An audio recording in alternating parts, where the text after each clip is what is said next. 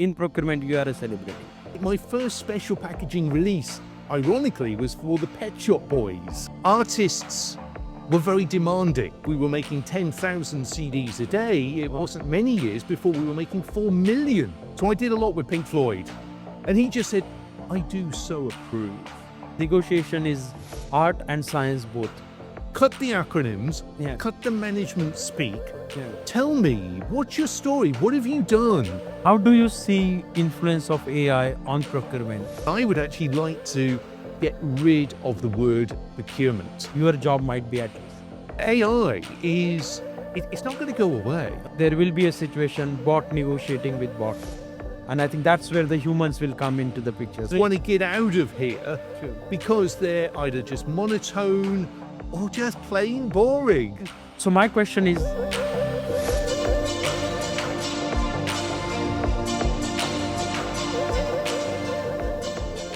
welcome, Grant, to the Behind the Glass Door podcast. Thank you. My first memory of you, it goes back in Singapore, right? I think, first or second year in Singapore. There was a procurement conference in Sentosa, lovely place. And I remember going there. We had the opening statement by someone, and then you started that panel discussion, and you were the host. Your energy was crazy in a way, right? You were engaged with audience, and that reminded me, actually, I'm a big cricket fan. That reminded me of Tony Greig. He's a South African born English cricketer who turned the commentator, and he has similar pattern of voice and the energy. What's the secret of it? Well, it was only when you said this, I thought, secret, I'm not even aware of that. I think it's important though, it's only a conference. You've got to be a bit dynamic. Right. You've got to be it is a bit of an act. Because that's actually not me. So when I'm on the stage at the conference, Right. talking, getting people to share, is that really me? Probably not. But especially in Singapore, if I'm jet lagged or whatever, you really got to make an effort. Right. And I think that is best doing by challenging people, using your voice to really get across hang on, you want these people that you're essentially interviewing on the panel, you want them to share some good information, make them at ease, but I don't know, get some really high energy. Haven't we both sat in conferences where the speaker has been deathly? And you sat there thinking, I want a cup of tea, I want a glass of wine. When is the next I just drink? want to get out of here. True. Because they're either just monotone or just plain boring. So I think I know what bad looks like. Right. So make sure that I don't do that too often anyway. Right. No, full disclosure, I think I did one podcasting with you where you were the host and I was yes. and the inspiration comes from there as well. Like, Right. I thought this is something brilliant. I've seen you outside the conferences as well. Where Right. Your energy is same. Your knowledge and depth of the subject is the same. I think that's the personal brand which you have built. How important it is to build a personal brand, even if you are working in a corporate setup. Well, you see, I initially would have associated with me saying, right, I'm now going to build my personal brand. Right. I think that has become quite a trendy sort of phrase that people use. But equally, on the other hand, I think, it is about being consistent, demonstrating sort of really who are you and the way that you do things. And I guess you're right. It's only more recently I thought, well, actually, that is a bit of a consistent, that is a brand, that is the way that I am. And it changes. I think that would be something I would say. So the style varies. Mm-hmm. So talking with, if it is at a conference, being more probing into greater depths, not letting it, I hate acronyms. We all use acronyms. And if you're talking to someone and they really go and talk and give an answer with so many acronyms, you know what? That's not good. That isn't helpful at all. And I think also you also get those people that talk about sort of they talk for 2 minutes and tell you nothing because it's all True. straight out of a textbook. Correct. And the audience probably don't get the context No. of what you are talking about. So I'd much rather go in and say, look, hang on, cut the acronyms, Yeah. cut the management speak. Yeah. Tell me, what's your story? What have you done? Yeah. That makes it interesting to Right. people listening to you. Taking leaf out of it, one of the challenges what I've seen while doing the podcast is oftentimes I forget that there will be audience who will be listening to it or watching it. Right. Like this episode, I forgot to ask you to introduce yourself Right. to the audience. What exactly you do, Graham? If someone who is not in procurement Okay. needs to know, because I think in procurement you are a celebrity. Okay. So I would summarize myself. I like spending other people's money. That's what I do. That's what I've always done throughout my career. And that's a great way to actually describe what it is, because you use the word procurement. Do people really understand what that is? No, they don't. Right. If they do understand it, do they like people that do it? I doubt. I doubt. So I really get hung up that we've got this word. So I often go into my local secondary school that my own children went to, and they had the careers day. You know what that's like. And I'm talking about procurement.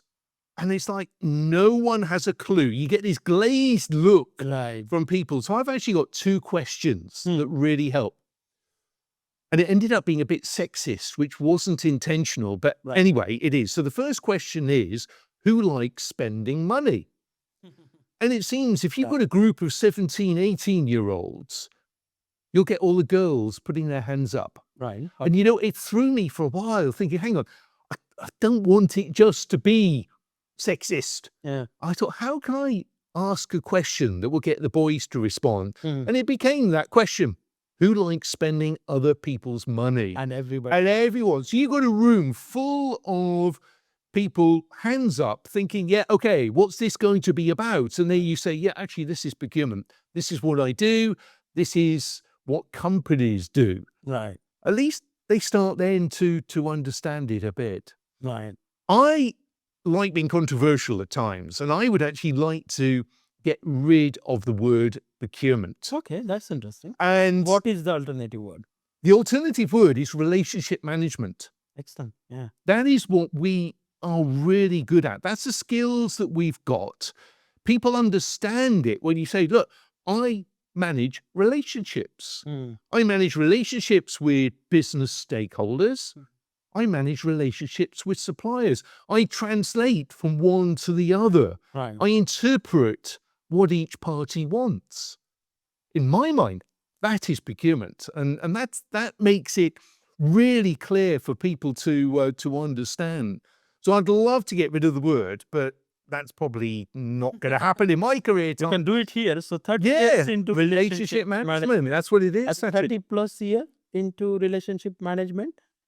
Yes, I know. Oh gosh, where's that time gone? I was 10 when I started in procurement, Sajid. No, so joking. But you have an interesting other side as well, which not many people know, and a hint of manufacturing business.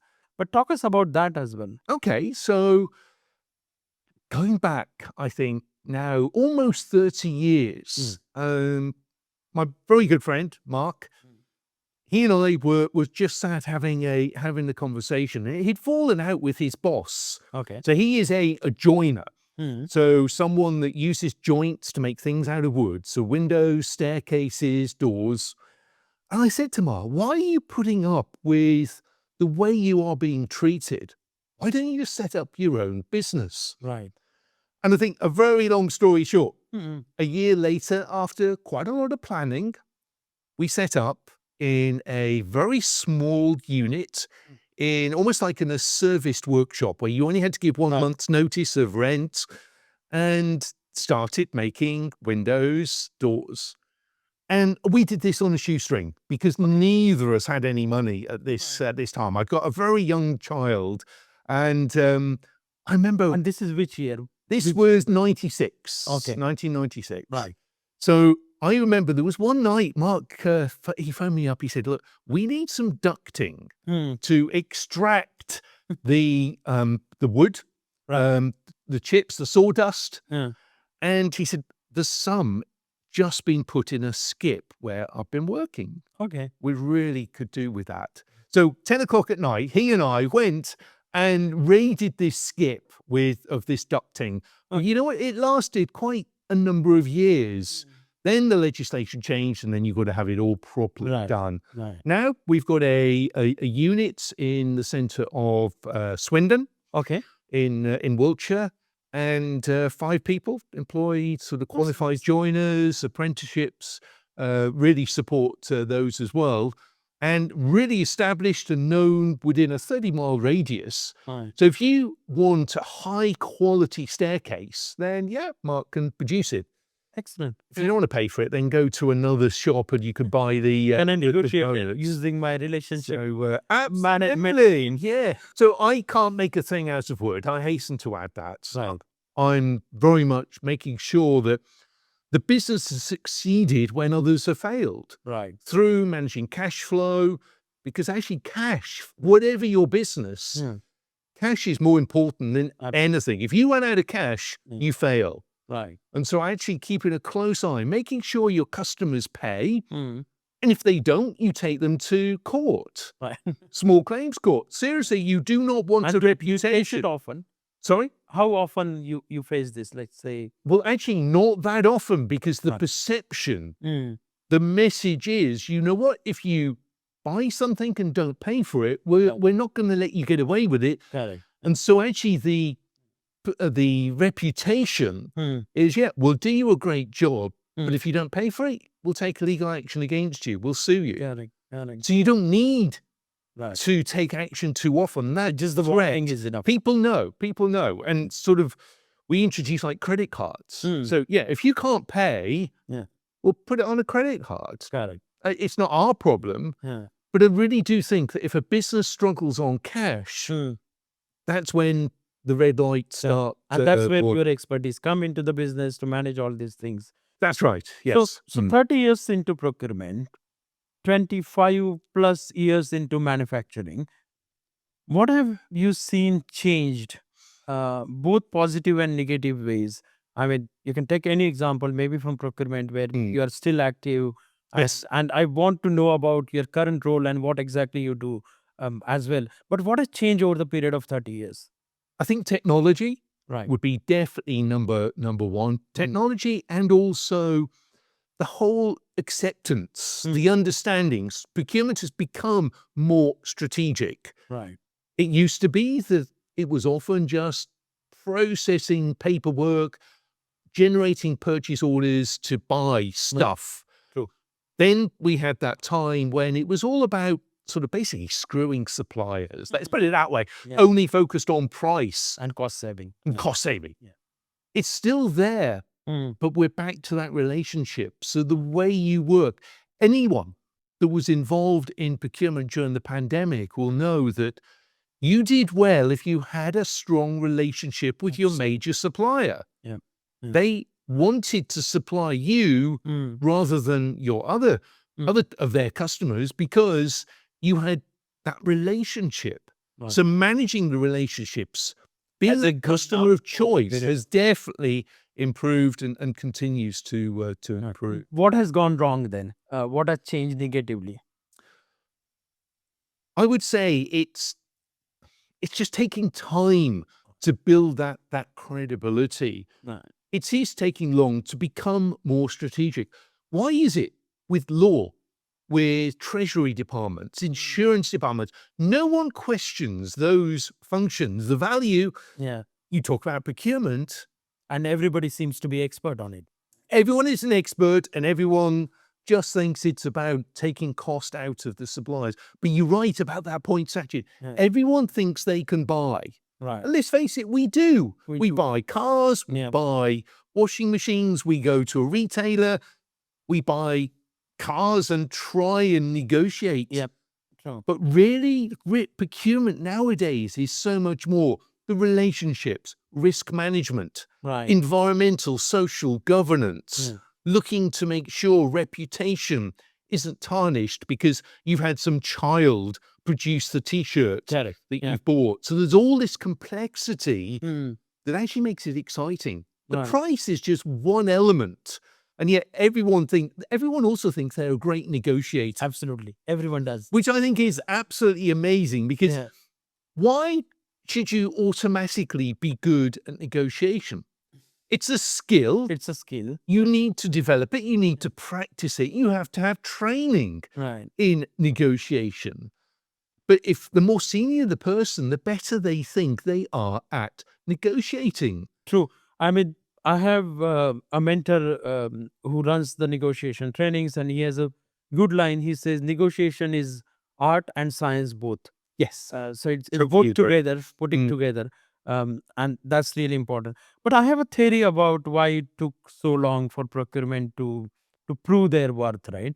And I would like to hear from you. So Okay. my theory is because it's a function which supports bottom line and not really the top line. So not the growth, but the cost saving part of Right. it. So kind of bit neglected. It's valuable when inflation is up. Then everybody wants procurement to do well, Yes. and because it was kind of less funded, less strategically important, seems to be strategically important, and hence we had budget restriction on the talent as well. So we kind Yes. of failed to attract good talent. I'll give you an example. So I come from a premium institute in India, from educational background, Mhm. and in our colleges, I never seen somebody opting procurement as the first choice. Right. When you go as an engineer, you have a choice to which department you work for, and I haven't seen many people clicking procurement Mm. because of perception and not having that good talent pool to look for. So my question is, do you think mediocre talent is responsible for procurement to take so long to recognize its worth? I think that's a major factor. Absolutely. You know, it's only now, and interestingly, I'm involved with the University of Portsmouth. Right. Paul Alexander, ex CPO of British Airways, is running the first master's degree in procurement, not supply chain. Right. And it is about looking at all those skills. Supply chain is a broad term. True. Very important. Yeah. But there's enough to discuss, to manage, and to develop just within procurement. You don't need to broaden it out. Right. So it's really interesting. That talent is being developed. Yeah. I think CIPS, the Chartered Institute of Procurement and Yes. Supply, Yeah. is And doing that's much the most more famous to help. name worldwide, SIPS. I think it is. Absolutely, yes. And definitely growing, improving in terms of the way that it supports its members. And again, enhancing the credibility, Right. focusing on talent, focusing on education, and focusing on getting qualifications. Right. So the very fact we've now got the chartered procurement professional True. makes you equivalent to a chartered accountant, chartered engineer. Right. So with that sort of approach, that really is helping the And the hopefully that profession. will bring more budgets when you hire talent. They will be seen as, okay, we need to hire good talent to make Yes. procurement run better. Because I've seen within procurements, I've seen companies or departments where they invest in talent. I've seen great procurement transformation stories, Mm. be it digital transformation, be it procurement transformation. It starts with a good talent and somebody knows the business. But I would say the skills have changed. Right. The skills have changed over the last 30 years. It's much more focused now on business acumen, Yeah. relationships, True. data analytics, Mhm. and negotiation sort of comes into that. But it's much more rounded. It's less, if at all, about stock management, stock control. True. That's completely gone. That has gone. But Yeah. historically, that's where people did come up in terms of supporting the function. Right. Now we're looking at AI, we're looking at all the technology, and that needs to be incorporated into the work procurement does. Yeah, and I think it will happen. If not by choice, then by just technology. I mean, if I look at my space right now, I'm already working on procurement agents to help end users' life better, create a contract summary with a click of button, and so on. How do you see influence of AI on procurement? I personally believe that lot of low-hanging tactical jobs will go, but the people will be more empowered to use AI tool. So people won't lose job in procurement because of AI, but if you don't get the AI skill, your job might be at risk. I think you're absolutely right. The skill set is increasing. The number of people, Yeah. category managers, for example, will be fewer than it has been, but they'll be able to do more Mm. because they'll be more productive, more efficient. It's still very early days. There are a lot of companies that just do not allow any form of AI Right. to be used at all because they're nervous. They're concerned of They data feel it. accuracy, Yeah. of just sort of knowing where information has come from, True. putting information that then may be used inappropriately. Yeah. I met someone in a conference and he said, I don't know if AI is still there or it's another blockchain. I, Oh, no.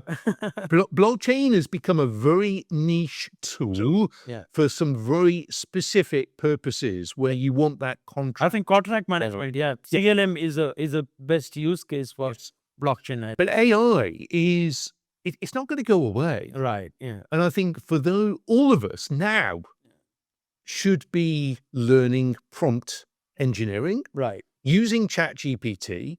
It's like learning a language. Absolutely. If you are vague, you're going to get rubbish. There's no question of it. Yeah. I mean, just remember when we first used search engines, we'd put a word in, we'd expect it coming back and had high expectations and were disappointed. It's the same with prompts. You've got to be really specific True. and tell it exactly what style you want your response to be in, the scope of work. When you are so specific, the results are really good. Yeah. So what I'm seeing is from a personal productivity point of view, it's really useful. Absolutely. So negotiations, Yeah. you do hear the hype that, oh yeah, negotiations are going to be done by AI. Yeah. Well, maybe at some point, but let's get back down to earth. Yeah. Reality is none of us prepare properly for negotiations. We don't have time. We just don't do it. Yeah. The supplier is in reception and you suddenly think, oh my goodness, I've got to do a bit of a rush job to prepare to make sure Yeah. I know what I'm talking about. Well, AI is going to help you there. AI will help you shorten your preparation time Right. so that you're very well equipped. Yeah. You've had your market intelligence support the discussion. You'll just be much better organized. That will really help you. But it's helping you as the person negotiating, Mm. doing a great job. So whether you're in procurement or not, use those tools to help you manage and plan what you're going to be doing. No, absolutely. I think if I take reflection from it, right? So one thing is clear that AI is there and the normal people are seeing it in their lives. So Google Maps will show you a AI knowledge route that this will be the fastest in future, or Netflix showing you like what you might like. Yes. These are all use cases of AI, right? So it's there. I truly believe that the prompt engineering will become a matter of subject in its own, like how to create Yes. prompt, Mm. how to use it effectively, and so on. And I think the human relationship is required when there will be a situation bot negotiating with bot. And I think that's where the humans will come into the picture. Saying, Right. okay, bots have done their first, second round. Now let's talk person to person and find out what's the solution. Right? It does depend. I mean, if you're talking a low value contract, fair enough. Right. Yeah. But if you're talking a multi-million-dollar contract, Yeah. you're not going to want to risk that be done by a computer. And you're back to relationships. Yeah. It's not just the price. It's not just that initial contract. So If you're entering into something that's going to be part of your business for 3, 4, 5 years, yeah. you want to look the person in the eye and know that, yeah, they are going to deliver what they say they're going to deliver. True. People still like to do business with people. That's not going to go away. Yep. True. Talking about it, I want to draw attention to your first 10 years in career. And there are Right. some crazy names to take. I want you to explain us what was your first 10 years into corporate life? Okay, so I did study procurement. I'm one of these quite unusual people that the course I did, a business studies course at Coventry University. There was a choice in your final sort of year. Hmm. Do you want to do marketing, finance, or procurement? Right. And no surprise, most people wanted to do marketing. Yeah. Finance sounded deathly boring. And I liked the idea of procurement. So it actually meant that the small group of us Okay. were sought after by companies that wanted this specialism, which was great. So my first job was at a company no longer in existence called Thorn EMI. Okay. And I was on the graduate program, essentially myself and actually Tina Fegent, who's very well known in the procurement world. Yeah. She and I, we started work Oh, together interesting. on the 1st of August, 1988. Right. And we both ended up going our separate ways. She really did specialize as a world sort of leader in marketing procurement. Yeah. I was a more generalist.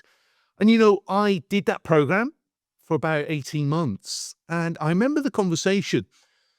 It was one day when someone said that the purchasing controller at the compact disc factory had resigned. And my name had come up because they wanted to fill the job quite quickly. And it was interesting because HR, if I'm not very politically correct, said, oh, you're far too young for that role. We need someone with more experience. And I must have been at the right place at the right time. I said, look, give me a chance. Give me 3 months. Right. And if I mess it up or if I don't do a good job, then you can get rid of me. I'll go back to the graduate sort of program. Right. And this role was in Swindon Mm-hmm. at the compact disc factory, which at the time made only 10,000 CDs a day. Right. And of course, I did the first 3 months and obviously did a good enough job, stayed there Yeah. and worked my way up. The factories grew. Mm-hmm. We then expanded into Holland. And whereas we were making 10,000 CDs a day, it wasn't many years before we were making 4 million a day. Okay. You got to think of the growth. Everyone wanted compact discs Right. at Yeah. point in time. And I was also responsible for procurement at the vinyl factory in Hayes, Middlesex, Okay. which also made music cassettes, but that did die down. I then, again, like many people, it was at the right place at the right time. I've got this knowledge of procuring the materials to make compact discs. Right. And so there was a time when special packaging started to become more and more important. Right. Artists were very demanding. Mm. Artists could say what they wanted and the company would say yes, because the value of the contract to the business was significant. Correct. And so my first special packaging release, ironically, was for the Pet Shop Boys. Right. And anyone that's a big Pet Shop Boys fan will know that the album Very was bright orange, the jewel case, the plastic jewel case, bright orange, and had raised bumps Okay. on it. I have no idea. No, I'm going to say, By the time zone. not many people admit to be a Pet Shop Boys fan, but at the time we wanted 4 million of these for the release date. Right. So it was very popular. And because I was successful at delivering that, then got involved with other projects. I'm sure there were perks of the job. Meeting artists, I don't know, concerts. Yes, there was. At the time, I had a really young family, so Right. couldn't always take advantage of that. But yeah, definitely concerts. So I did a lot with Pink Floyd.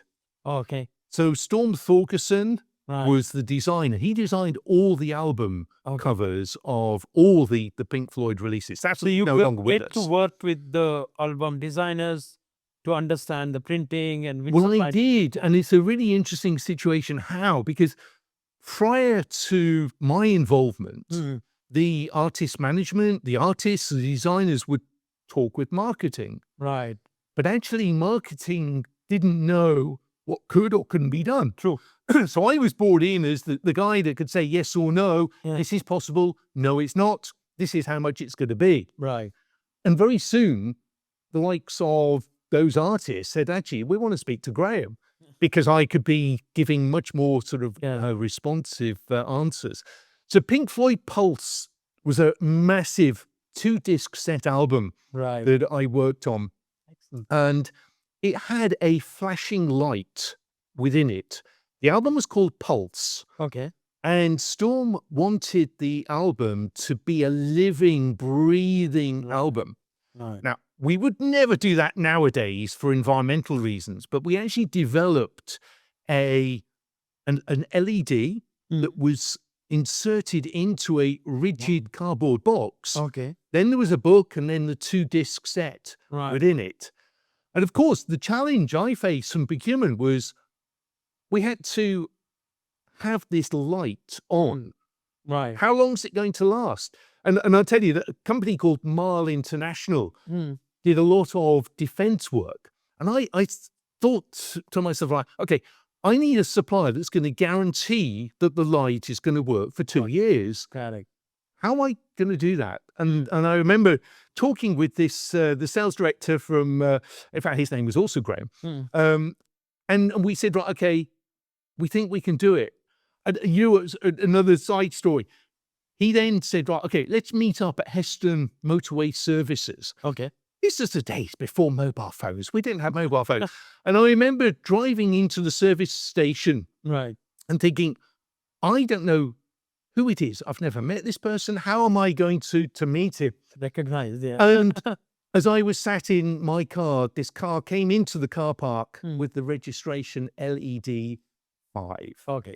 So I easily went over. Anyway, long story short, we worked with them. They guaranteed that the circuitry would mean the LED would flash for 2 years. Wow. And that's what we produced. So literally several million of these box sets. So it was really very, very popular. They all sold out very, very quickly. Right. And it was never repeated because it was designed that, the first It's the experience. deliveries would be a special package. So your favorite Pink Floyd album is It's good. Pulse because of these reasons? But in terms of the track, Dark Side of the Moon. Right. I think that's Okay. another story. When we were at the factory, if we didn't have enough orders in the early days, then the factory by default would produce Pink Floyd, Dark Side of the Moon. Because it's always an demand. evergreen. Wow. Such demand. That's So it was fun. Another story, when I was working on that Pulse album, my eldest daughter, Eleanor, had just been born. Okay. And again, this was the time I just about got this really clunky, massive mobile phone. You know what they were like? Right. And I remember being sat in the hospital at the end of the bed, looking at my daughter, and Storm phoned. Well, in those days, they didn't really like you taking phone calls in there. And my wife said, "Oh, you better speak to Storm." Yeah. And he said, "Oh, we've got to sort out this bit of the packaging." I said, "Storm, my wife has just had a baby, and I'm a bit busy." Yeah. He said, "I've got to get this sorted. The band want the samples, whatever." And I flippantly said, "Right, the only way we're going to do that is if you come to my house and we'll sort it out." Not believing for 1 minute that he would, because he lived in London. On the third day, he came from London by train and arrived at our house. And I just remember that, you can imagine, newborn baby, absolute chaos. Yeah.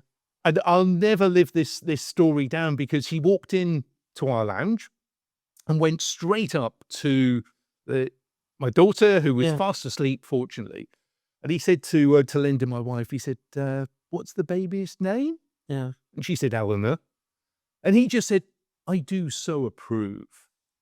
You could just imagine, even now, I can't believe that sort of like he had that sort of that comment to make. Right. It's like, who cares whether he approves or not? Anyway, we got the job. This story tells me more about relationship management than anything else.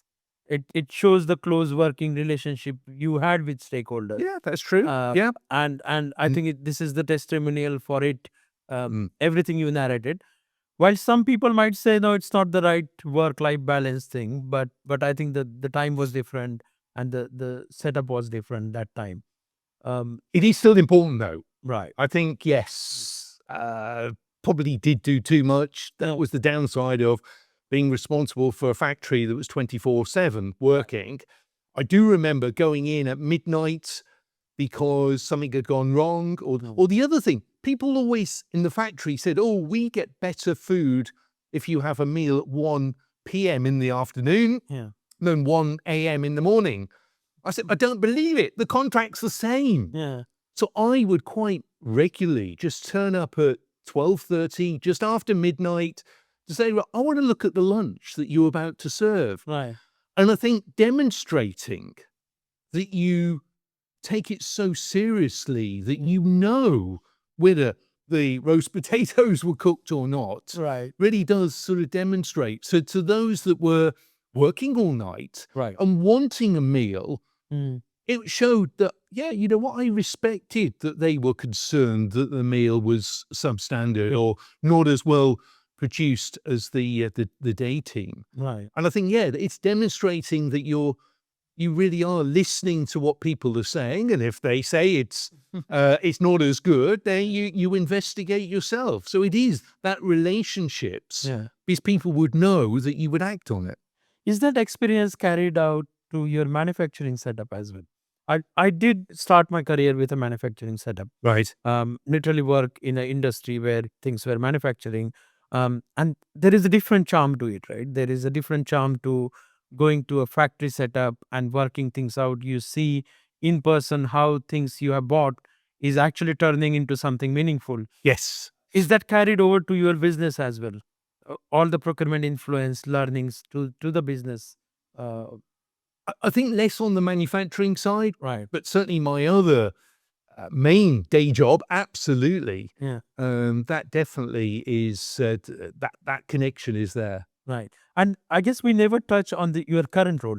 No, I'm keen to know what you do right now. what do I do now? Uh, And my kids always say, we have no idea what you do. Yeah. They always say I'm like Chandler and Friends. Right. This sort of really unknown what sort of That's my favorite character of going on. Friends. Absolutely. Yeah. So what I do is I'm the procurement content director at CASME. Hmm. And CASME is a global community of about 200 plus companies, 16,000 category managers. And we put on different events, different roundtables and Yeah. panel discussions to support category managers. And the main thing, and an ethos that I will never allow to change, Hmm. is that we have those conversations without suppliers, Right. without consultants So it's or not sponsored sponsors. event. No sponsors. So Okay. it's a membership, Right. but it means it's a safe environment. Hmm. So people can talk about their experiences. They can share knowing that no one's trying to sell them anything. Right. And I think that is so important in procurement. Yeah. You don't want to read a white paper Hmm. to find that it's sponsored by an IT company. Exactly. You want to hear, what is procurement actually doing? So bringing people together, so that's what we do. So we're global. I spend half my life traveling around the world, talking about procurement, engaging, facilitating sort of conversations. So very much enjoy. I mean, I have that. used CASME product, so I can talk about all the good things. I think it's important to share because Mm. honestly, every organization has similar challenges, if not exactly same. Absolutely. And few things you can just sort it out by talking to each other. But that brings me to an interesting topic, right? I've been to many procurement conferences now. Right. It seems to be a similar trend of discussion, maybe influenced by sponsors. Hmm. Do you think that traditional procurement conference model is kind of dead now, or needs to be revamped? Not dead, but needs to be revamped. It's a difficult one because what could you do differently? I think I would rather focus on the individuals attending the conference. Right. Okay, so what I mean by that is networking. Right. So we all talk about the importance of networking and what a great opportunity. If you go to a conference, I was in Berlin last week at a conference, 250 people, Right. mostly procurement professional. What a great opportunity. Mm. But you've got to use that opportunity to your own advantage. Absolutely. Do not sit in the corner on your phone Mm. thinking that my emails are more important. Exactly. Put the phone away, Yeah. go and talk. Now, it's not easy, and I think it's a generational thing, not helped by the pandemic, Mm. that I see certainly some young, early careers people really struggling with that. To The just idea of open just up. going up to someone Yeah. and say hi and having that conversation. So I think you've got to use the Mm. time at a conference Right. to make the most of it. Speak to the sponsors. Yeah, they are there. They Yeah. pay to be there. Speak to them. Yeah. Learn from them. Engage. Participate in the presentations. Right. I mean, I love doing certain types. And you talk about ditching. I think panels are great. Yeah. I was involved with an Oxford debate that was very controversial Mhm. last week. My good friend Richard Beaumont, who I've known for years and is also heavily involved with the conferences. You've got to use them Mm. to really get the value yourself. So don't worry about changing the format of the conference. Mm. Focus more on, I'm going, what do I want to get out of this? What Right. conversations do I want? Right. What people do I want to talk with? Mm. And who can I network with now and in the future? You know, the procurement's a small world. Absolutely. Yeah. I think, I mean, to take your point further, I think I should clarify this question, right? So I've seen great value in conference events. To give you example, when I moved to Singapore from India, not knowing anyone in Singapore, because it was a APAC role, so Right. suppliers were everywhere, not necessarily based in Singapore. So I was based in Singapore for 4 years. I was regular in these conferences. By the time I left, we still have a procurement community on WhatsApp where we share ideas, we share the roles, and it's a close group now. So the last conference when I went and told everyone that I'm now moving to UK, it was almost like a get together and a send off for me. So it was so nice to have that a team building, a network there. So I think it's useful for attendees. What I'm concerned about is the topics of conferences. For example, why we are still discussing seat at the table. Oh, Saki. What's with it? Oh, that flipping seat at the table, all the connotations, all the variations of it. Yeah. You're absolutely right. And I hate it when I see, I'm sorry I said that. and there's all the comments of, do I bring my own seat? Do I bring my own table? Who cares? So I totally agree. It's got to be about the content. It's got to be sort of moving things forward. And actually, my pet peeve at the moment is where the presentation is all centered around the pandemic. That's old Right. news. We've done that. Move on. Exactly. I don't want to hear about what you did during the pandemic now, because that's 4 years plus ago. Right. So I think it is about the content. It's about the positioning. Equally, you can get some really good discussions that talk about strategy, that talk about the way forward without having to talk about that dreaded seat. Exactly.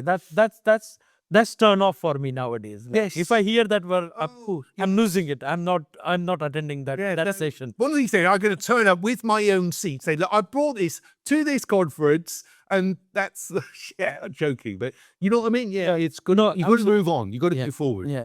I'm changing gears here. I really want to know you as a person, right? So I Right. moved to UK a couple of years back. Now it's been 2 years. Time flies. Wow, it does, doesn't Yeah. it? Yeah. And one of the things which I'm absolutely fascinated about is UK education system. Right. I think it's one of the greats I have seen.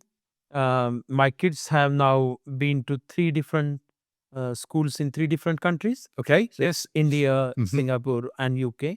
And probably I think it's the best education here as compared to past experience, at least for me.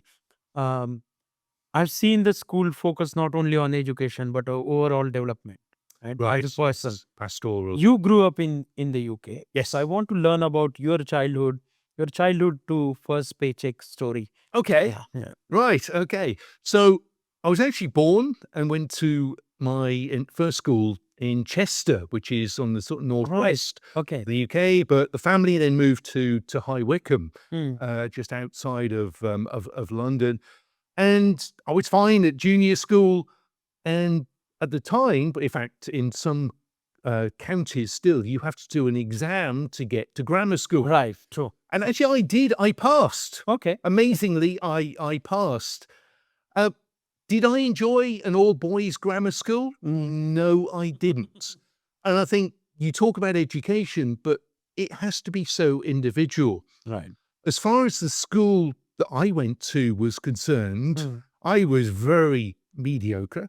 Okay. I Because of grammar school standards. So those who don't know about UK education system, grammar schools are supposed to be it's selective. top, Top, selective, yes. top tier kind of premium school, and you are mediocre by that standard. Well, I think yes, but so I did my exams at the age of 16. Mm. I failed English, Mm. so that wasn't a great start. So from the school's perspective, I was out at 16. They didn't want to know. Yeah. And I then went to the local college. Right. I retook my English, so I did scrape through that. Yeah. But very poor set of exam results. Mm. And I think it was only when I got to the local college and I was doing a business course Okay. at that sort of between the ages of 16 and 18 Right. that I first of all thought, oh, quite enjoy this. Right. And because I enjoyed it, actually, I'm quite good. Yeah. And so much to probably many people's surprise, I got a distinction at that course and thought, I want some more of this, which is how I ended up at Coventry University. Okay. And it's interesting because I never did go back to the school because time moves on. Right. But I've now got my postgraduate qualifications. I did a postgraduate diploma in management studies. I've got my procurement qualifications, and in the last 5 years, got my fellowship. Right. So compared to the perception, if anyone looked at me at 16, they'd have thought, well, this guy's not going anywhere. Right. And therefore, I'm always very critical of judging people too early. True. You've got True. to see what you're good and what you're going to excel at. And that's often not clear. You don't develop your brain, I think boys especially, are later, but working out. So even if you are not high flyer, Mm.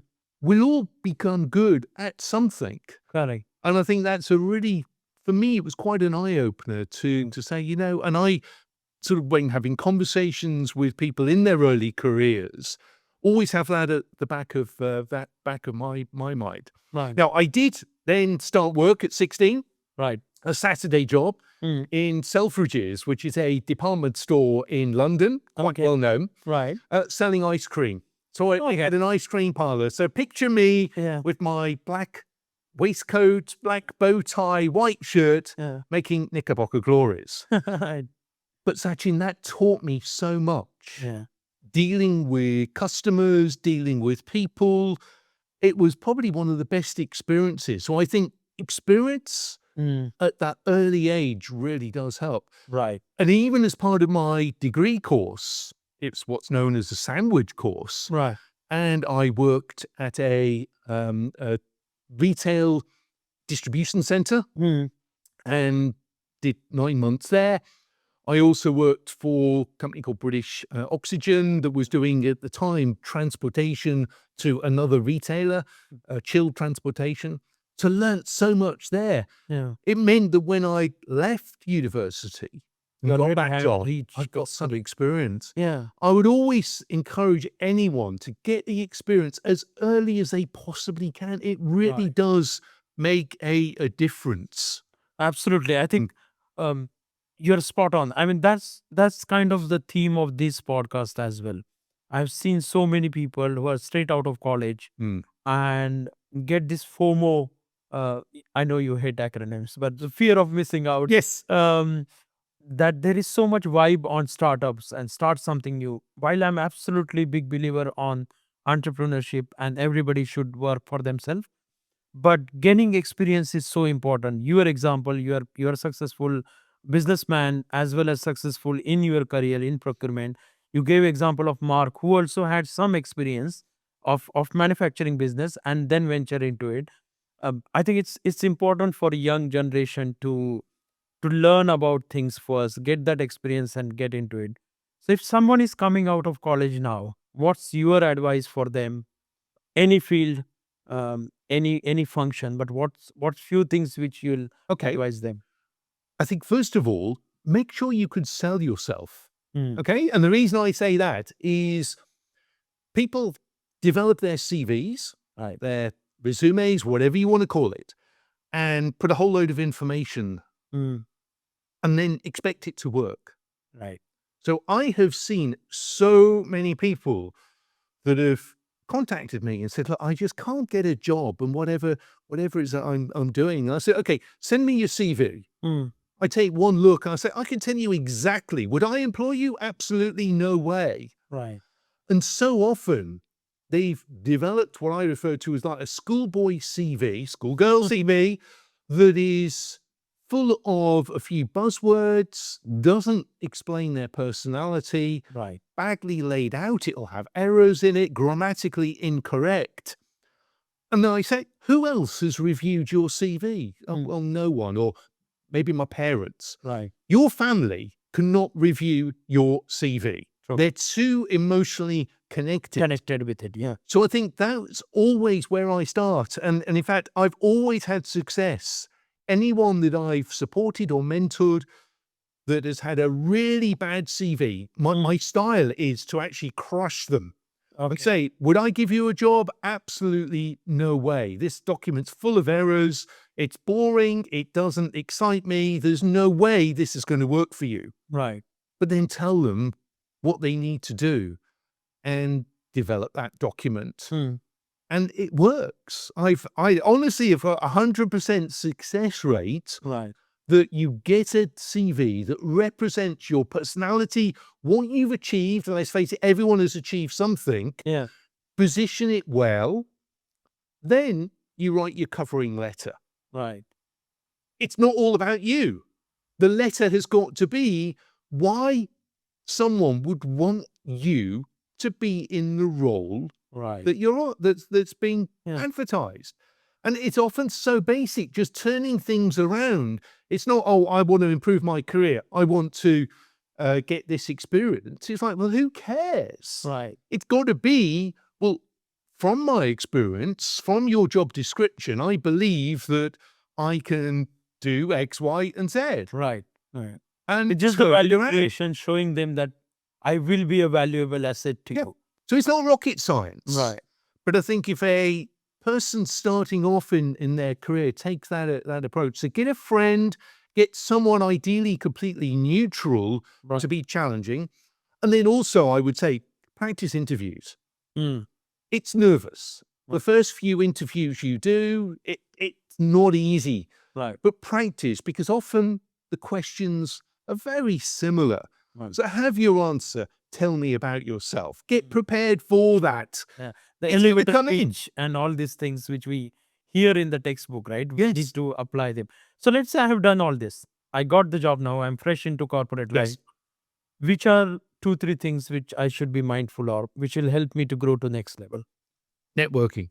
Talk with others. Yeah. I think that really is so important. Be inquisitive, curious, find out why is this happening? Why is something being done in a certain way? But do it with a way that doesn't make you appear arrogant. Right.